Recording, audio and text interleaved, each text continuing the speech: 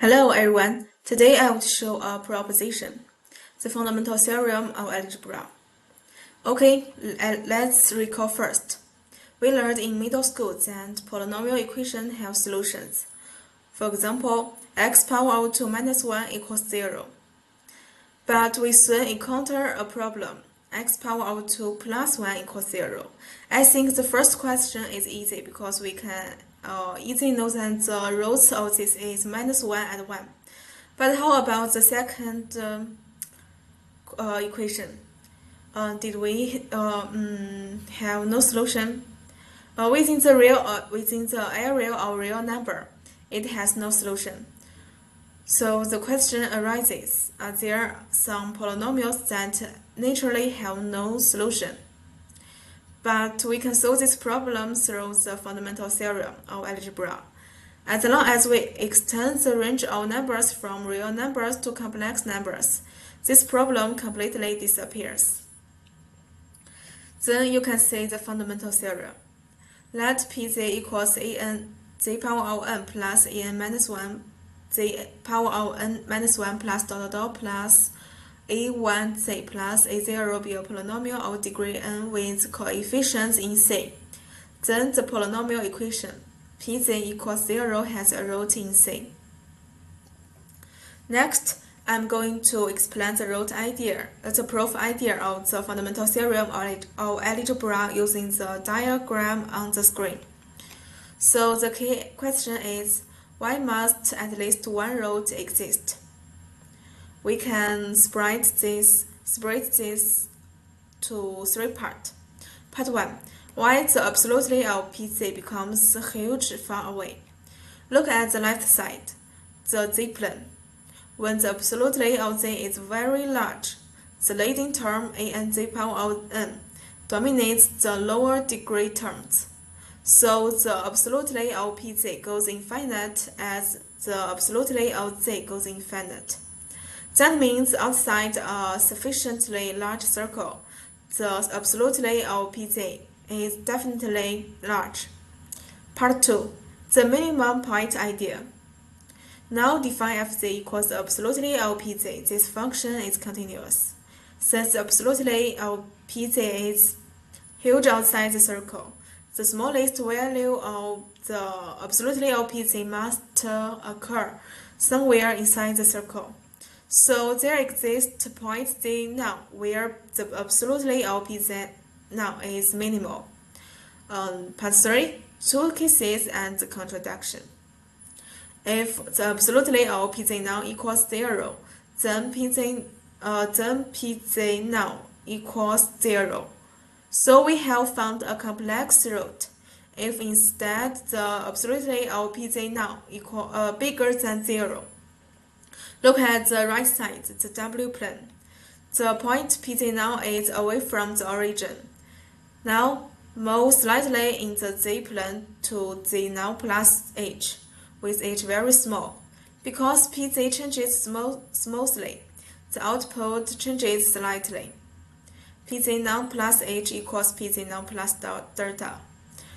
Since h is complex, we can choose its direction and therefore choose the direction of delta. We can pick h so that the delta points roughly opposite to Pz now, making the new value closer to the origin. The absolutely of Pz now plus h less than the absolutely of Pz now. But these contradictions to the definition of z now at a minimum point, so the absolutely of Pz now bigger than 0 is impossible, and the minimum must be 0. Therefore, Pz now equals 0 means at least one complex root exists. Okay, that is a proof. Next, corollary. This is the corollary of fundamental theorem. This corollary can be proved by mathematical introduction. It is also an important idea to apply in algebra. Okay, back to the question. See, we can solve this problem using complex number. That means if we have the fundamental theorem, we can expand the area of solution from real number to complex number. Then the question about 1 square equals then the square about x squared equals -1. We will have the root minus I and I. Okay, next, I will show two examples to demonstrate the applications of this theorem in the field of mathematics. First question. Show the equation z power of 5 plus 3z power of 4 plus 4z cubed plus 4z squared plus 3z plus 1 equals 0 has a triple root -1, and then find the other roots. First, we should know what mean is the triple root. Triple root -1 means the polynomial is a multiple of the power of 3.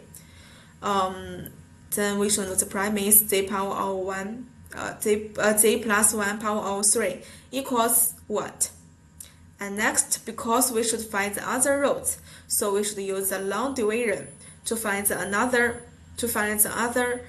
factor. Because z plus 1, the power of 3 is one factor of the long equation. So use the long division. We can find the other factor is z power of 2 plus 1. And next, find the roots of z squared plus 1. We can know the solution is I and minus I. Next, we can summary. It means that we can make all the roots together. The roots are the final answer is that the roots are -1, I and minus I. So from this example, we should know that if we do not use the fundamental theorem, we cannot find the roots of z power of 2 plus 1. But now we can solve it. Following, we can solve the next question. The next example is that gives that 2 minus I is a root of the equation z power of 4 minus 3z power of 4 minus 3z power of 3 plus 8z plus 4t equals 0. Find the value of a and the other roots of the equation. We should plug z equals 2 minus I. Then we can know z power of 2 equals 3 minus 4i, and z power of 4 equals what? Because the long equation has these two elements, so we should know first. And then plug in z equals 2 minus I. We can solve that a equals -12. 2. Use long division. I think maybe you can think it is a little confusion about why this arise equation about z power of 2 minus 4z plus 5. It is interesting because we know the theorem. If the polynomial has real coefficients, since 2 minus I is a root, then 2 plus I is also a root. So this long equation has two factors. The first is z minus 2 plus I, and the second is z minus 2 minus I. So we can times these two factors. That means z minus 2 plus I times z minus 2 minus I is z power of 2 minus 4z plus 5. That is why this factor arises. So then we can use long division and find another factor, z squared plus 4z plus 8. So we can find the roots of z power of 2 plus 4z plus 8. Then we can say the square root of 16 minus 32 is the square root of minus 16. If we don't have fundamental theorem, it could be a question, but now we can use a root formula and find the root and find the square root of minus 13 by using I. So we can find the roots. The another roots are z1 and z2 and so on. Yeah. So this question has been solved. Among are some applications of the theorem. I hope this proof helps you understand the necessity of the existence of roots. And these two examples demonstrate the basic applications of the theorem. Thank you.